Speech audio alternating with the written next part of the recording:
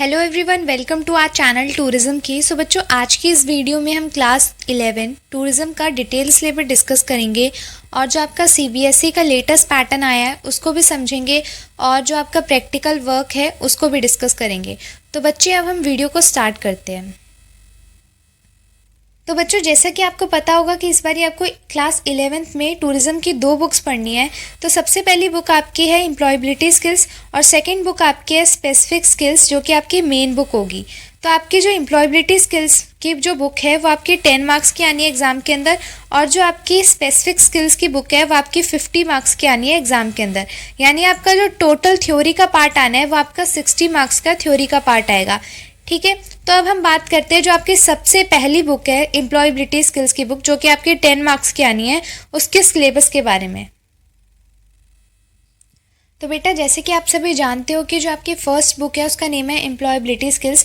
तो बेटा, ये बुक आपके 10 मार्क्स की आनी है। और इससे पहले जिन भी बच्चों के पास ये वाली बुक हार्ड फॉर्म में नहीं है, हार्ड कॉपी इसकी नहीं है, वो बच्चे डिस्क्रिप्शन में जाके इस बुक को डाउनलोड कर सकते हैं। वहाँ पे मैंने इस बुक की लिंक दे रखी है, वहाँ से आप बुक को फ्री ऑफ कॉस्ट डाउनलोड कर सकते हो बच्चों। तो अब देखते हैं कि इस बुक से आपके कितने यूनिट्स आनी है। तो देखो बच्चों, इस बुक से आपकी ओवरऑल 5 यूनिट्स आएगी। सबसे पहले यूनिट आपकी है कम्युनिकेशन स्किल्स, इसके बाद सेकंड यूनिट आपकी आनी है सेल्फ मैनेजमेंट स्किल्स, इसके बाद थर्ड यूनिट जो है वो है आपकी आईसीटी स्किल्स, फोर्थ यूनिट आपकी यहाँ से आएगी एंटरप्रेन्योर स्किल्स, इसके बाद फिफ्थ यूनिट आपकी आएगी ग्रीन स्किल्स। तो बेटा, ये सारी जो आप यूनिट्स देख रहे हो यहाँ पर इसकी साइड में वेटेज भी लिखी पड़ी है। तो आप देख रहे होंगे कि हर एक यूनिट की वेटेज सेम है, यानी हर एक यूनिट जो है वो 2-2 मार्क्स की है। यानी आपकी जो टोटल बुक है वो आपकी 10 मार्क्स की है, क्योंकि 5 आपकी यूनिट्स आनी है टोटल। तो बेटा, मैं बता दूं कि जो बुक है आपकी एम्प्लॉयबिलिटी स्किल्स, ये काफ़ी ज़्यादा इजी बुक है और इसको आराम से आप कवर कर सकते हो। और फिर भी अगर आपको कोई डिफ़िकल्टी आती है या फिर कोई डाउट होता है तो आप हमारे चैनल की प्लेलिस्ट पे जा सकते हो, जहाँ पर क्लास 11 एम्प्लॉयबिलिटी स्किल्स के नाम से एक प्लेलिस्ट बनी पड़ी है। वहाँ पर सभी चैप्टर्स के नोट्स और सभी चैप्टर्स की जो वीडियोज़ है वो आपको अवेलेबल हो जाएगी। तो वहाँ से जाके आप आराम से अपने डाउट्स को क्लियर कर सकते हो। ठीक है बेटा, तो देखो, ये था आपका फर्स्ट बुक जो कि एम्प्लॉयबिलिटी स्किल्स थी, इसका सिलेबस। अब बात करते हैं जो आपकी सेकंड बुक है जो कि 50 मार्क्स की है, उसके सिलेबस की।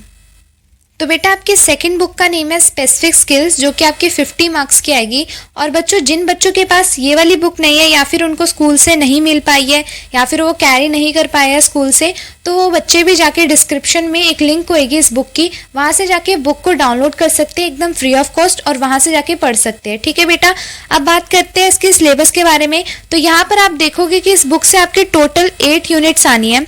तो आपकी सबसे पहली यूनिट जो है यूनिट 1, उसका नेम है इंट्रोडक्शन टू टूरिज्म।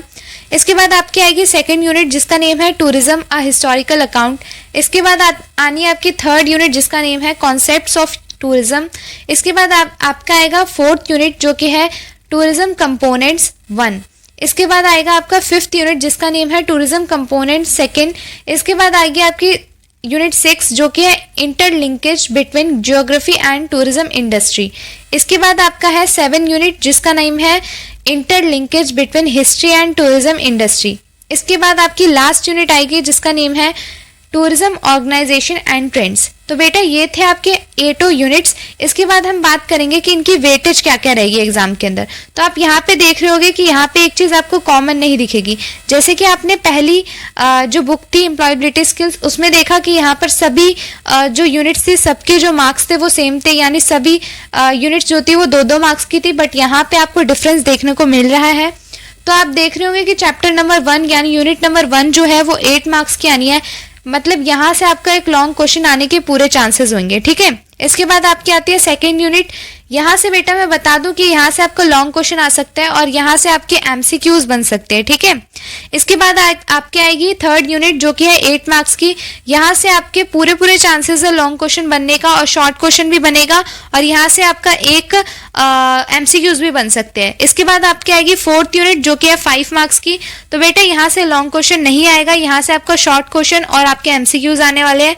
इसके बाद आपकी आएगी फिफ्थ यूनिट जहाँ से आपके लॉन्ग क्वेश्चन आ सकते हैं और एमसीक्यूज आएंगे, शॉर्ट क्वेश्चन नहीं आएंगे। इसके बाद 6th यूनिट आ रही है आपकी 4 मार्क्स की। यहाँ से बेटा आपका शॉर्ट क्वेश्चन और जो एमसीक्यूज है वो बनेंगे। इसके बाद बेटा आपकी 7th यूनिट आएगी जो कि 6 मार्क्स की है, तो यहाँ से भी आपका लॉन्ग क्वेश्चन बन सकता है और एक आपका एमसीक्यूज वगैरह बन सकते हैं। इसके बाद आपका लास्ट यूनिट आने वाली है यूनिट 8, जिसमें जो कि आपका 7 मार्क्स का है, तो बेटा यहाँ से भी लॉन्ग क्वेश्चन बनने के चांसेस है और शॉर्ट क्वेश्चन भी आने के यहाँ से फुल चांसेस है। ठीक है, तो ये पूरी बुक आपको 50 मार्क्स की पड़ेगी। तो ये भी बुक ज़्यादा मुश्किल नहीं है, अगर आप सही से बुक को पढ़ते हो तो आपको सब कुछ समझ में आएगा। बाकी प्लेलिस्ट इस भी बुक की बन रखी है, आप वहाँ प्लेलिस्ट में जाकर भी बुक के सभी यूनिट्स को आसानी से कवर कर सकते हो। तो अब बात करते हैं बेटा जो आपका सबसे इंपॉर्टेंट पार्ट है पूरी वीडियो का, प्रोजेक्ट, जिसको हम कहते हैं प्रैक्टिकल वर्क, तो उस पर भी हम डिस्कशन करते हैं अब।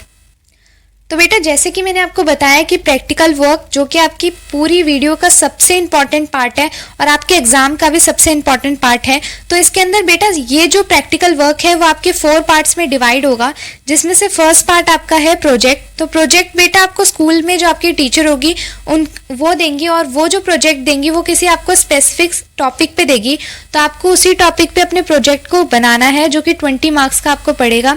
तो प्रोजेक्ट इसी तरीके से आप बनाना, नीट एंड क्लीन, और सभी जो टॉपिक्स होंगे उसको कवर करना जिससे आपके 20 के 20 मार्क्स आ जाए।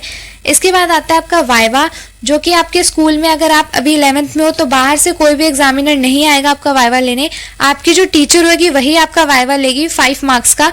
तो अगर आपकी टीचर लेती है आपसे वाइवा तो वेल एंड गुड, अगर नहीं लेती तो आपको वाइवा देने की कोई ज़रूरत नहीं है, फिर आपके प्रोजेक्ट में ही आपके वाइवा के भी मार्क्स लग जाएंगे। ठीक है, तो बेटा वाइवा में कुछ नहीं होता, वाइवा के अंदर आपका क्या होगा कि आपने जिस भी टॉपिक पर प्रोजेक्ट बनाया है, जो आपकी टीचर होगी वो उस टॉपिक से आपसे क्वेश्चंस पूछेगी और आपको उनके आंसर करने होंगे। अगर आपने आंसर कर दिए अच्छी तरीके से तो आपको पूरे फुल मार्क्स मिल जाएंगे यहाँ पे। इसके बाद थर्ड पार्ट आपका है practical file, portfolio, power point presentation. तो बेटा यहाँ पे मैं आपको बता दूं कि बहुत ऐसे कम स्कूल्स होते हैं जो ये काम कराते हैं, यानी प्रैक्टिकल फाइल बनवाना, पोर्टफोलियो बनवाना, बच्चों से पावर पॉइंट प्रेजेंटेशन बनवाना।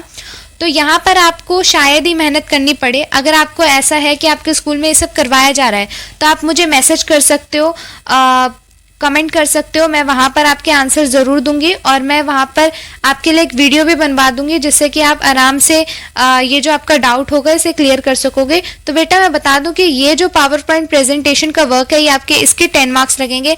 अगर आपके स्कूल में ऐसा नहीं होता तो आपके फिर प्रोजेक्ट में इसके मार्क्स ऐड ऑन हो जाएंगे। ठीक है, इसके बाद आपकी लास्ट आता है पार्ट जो कि है लैब एक्टिविटीज़। तो बेटा लैब एक्टिविटीज़ का मतलब है कि जैसे आपके लैब के अंदर डेकोरेशन हो रखी होती है, मॉडल्स बने होते हैं, तो ये सारी चीज़ें लैब एक्टिविटीज़ के अंदर आता है, यानी लैब में कराई गई एक्टिविटीज़। ठीक है, यानी लैब के लिए कराई गई एक्टिविटीज़। तो जो आपके सीनियर्स होंगे आपने उन्हें देखा होगा कि वो बड़े सारे मॉडल्स बना के लाते हैं लैब को सजाने के लिए, टूरिज्म लैब को, तो उसी में ये सारी एक्टिविटीज़ कवर ऑन हो जाती है। तो जिस तरीके से आपको आपकी जो टीचर है वो जैसे आपके हॉलीडेज आएंगे, यानी समर हॉलीडेज, विंटर हॉलीडेज, या फिर आपको ऑटम ब्रेक मिलेगा किसी भी फेस्टिवल में, तो वहाँ पर वो आपको ऐसा कोई वर्क दे सकती है मॉडल का या फिर डेकोरेशन का लैब को सजाने के लिए, तो वो आपकी लैब एक्टिविटीज़ में ऐड होगा। अगर आपकी टीचर ऐसा कोई वर्क नहीं देती आपको लैब एक्टिविटीज़ से जुड़ा, तो फिर आपके ये वाला काम, आपके जो मार्क्स है वो ऐसे ही लग जाएंगे। फिर वो आपकी टीचर आपकी क्लास में जो परफॉर्मेंस होगी उसके बेस्ड पे आपकी लैब एक्टिविटीज़ के मार्क्स लगाएंगी।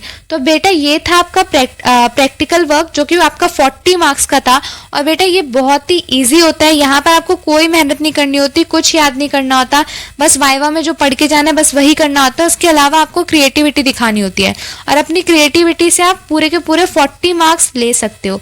तो यहाँ पर बहुत अच्छे मार्क्स है ये 40 मार्क्स जो कि आप पूरे ले सकते हो अगर आप अच्छी तरीके से काम करो तो। ठीक है, तो बेटा आज की वीडियो में हमने यही सब डिस्कस करना था। कुछ भी हमने डिस्कस करा, जैसे हमने जो अपना सिलेबस डिस्कस करा और जो मार्किंग स्कीम डिस्कस करी, साथ साथ हमने जो अपना प्रोजेक्ट वर्क डिस्कस करा।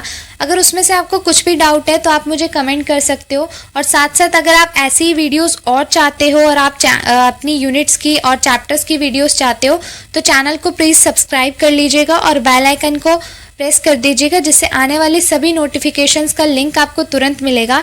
और इसी के साथ अगर बच्चों आपको ये वीडियो अच्छी लगी हो, पसंद आई हो, तो आप इस वीडियो को लाइक भी कर सकते हो। अब मिलते हैं बेटा अगली वीडियो में।